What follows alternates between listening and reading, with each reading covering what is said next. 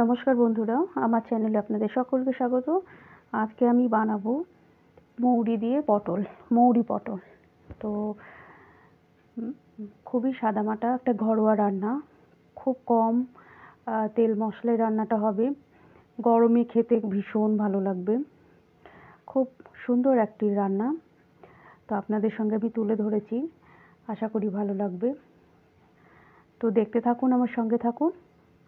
আমি এখানে পটলটা কেটে নিয়েছি 2 ফালি করে, আর একটা ফালি ফালি করে আলু নিয়ে নিয়েছি। এখানে 1 কাপ দুধ নিয়ে নিয়েছি, আর এখানে নিয়ে নিয়েছি মৌরি আর 2 টুকরো দারচিনি। তো নুন হলুদ মাখিয়ে নিয়েছি পটলে। এরপর কড়াই বসিয়ে দেব। কড়াইয়ে এবার আমি মৌরি আর 2 টুকরো দারচিনি, এটাকে আমি ভেজে নেব।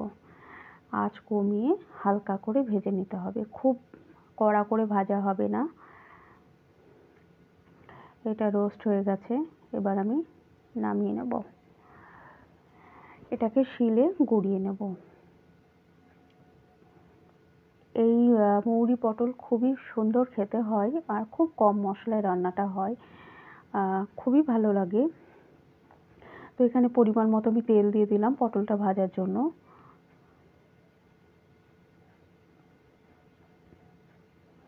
যদি আমার রান্নাটি পছন্দ হয়, আপনাদের যদি ভালো লেগে থাকে আমার এই রেসিপিটি, অবশ্যই আমার চ্যানেলকে সাবস্ক্রাইব করবেন, আমার পাশে থাকবেন।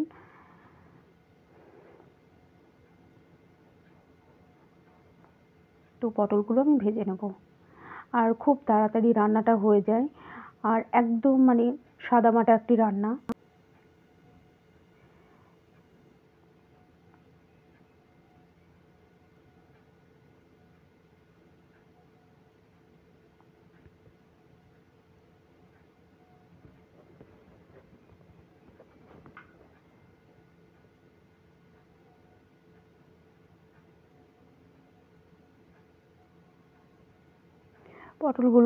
পটলগুলো খুব ভালো করে ভাজা হয়ে গেছে। এরপর আমি তুলে নেব।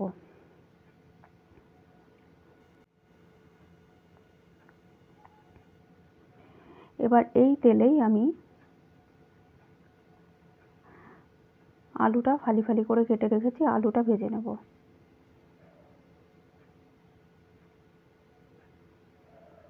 আপনারা চাইলে আলু দিতে পারেন, আবার নাও দিতে পারেন। তো আলুটাও ভাজা ভাজা হয়ে গেছে, এবার আলুটা আমি তুলে নেব।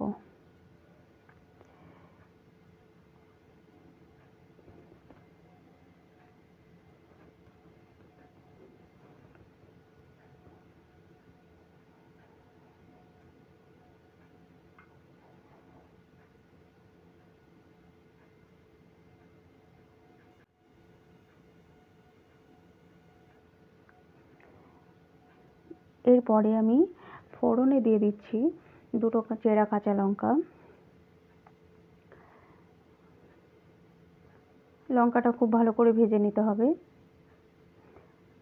এরপর আমি দিয়ে দেব দারচিনি আর মৌরি, যেটা গুঁড়িয়ে রেখেছি আমি শিলে, আমি সেটা কিছুটা দিয়ে দিলাম। আঁচ কমিয়ে, এবার পুড়ে যেন না যায় খুব, তাহলে ভালো লাগবে না। এরপর দিয়ে দিচ্ছি একটা ছোট চামচ 1 চামচ আদা বাটা। এরপর দিয়ে দিচ্ছি হলুদ গুঁড়ো। এরপর দিয়ে দিচ্ছি কাশ্মীরি লাল লঙ্কা গুঁড়ো, আর দিয়ে দিলাম স্বাদ মতো নুন, আর দিয়ে দেবো খুব সামান্য একটু জল দিয়ে এবার মশলাটা কিছুক্ষণ কষিয়ে নিতে হবে।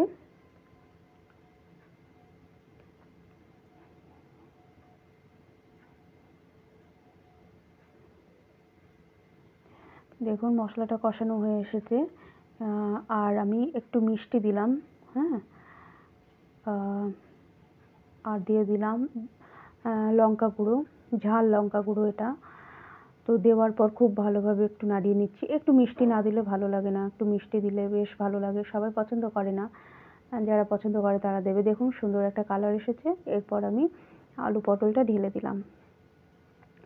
দেওয়ার পর যেহেতু আলু আর পটল খুব ভালোভাবে আমার ভেজে নেওয়া আছে, ওই জন্য খুব ভালো করে কষানোর আর দরকার নেই। মশলা যেহেতু আমি কষিয়ে নিয়েছি, তো এরপর একটু নাড়িয়ে চাড়িয়ে নিয়ে এবারে আমি দুধ দিয়ে দেবো।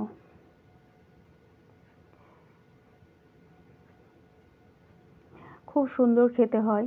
যদি আমার রান্না ভালো লেগে থাকে অবশ্যই একটি লাইক দেবেন আর সাবস্ক্রাইব করে আমার পাশে থাকবেন।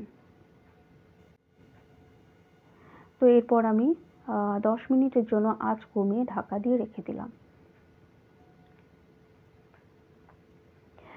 দেখুন ঢাকাটা খুলে নিচ্ছি, 10 মিনিট হয়ে গেছে।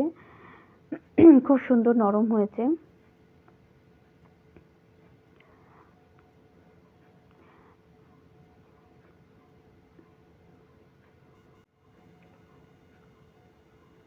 তো গ্রেভিটা ঘন হয়ে এসেছে। এবারে আমি ভেজে রাখা যেটুকু মৌরি গুঁড়ো ছিল সেটা আমি ওপর থেকে ছড়িয়ে দিয়ে এবার একটু নাড়িয়ে নিয়ে তারপর নামিয়ে নেব। তাহলেই আমার রান্না রেডি। তো আমার রান্না রেডি হয়ে গেছে। আপনারা এইভাবে ট্রাই করবেন, আশা করি ভালো লাগবে। আর গ্রেভিটা যে যেরকম রাখতে চায় সেরকম রাখবে। আমি একটু গ্রেভিটা ঘনই রেখেছি। তো একটা পাত্রে এবার আমি ঢেলে নেব। আমার রান্না কমপ্লিট হয়ে গেছে। একটা পাত্রে আমি ঢেলে নিচ্ছি।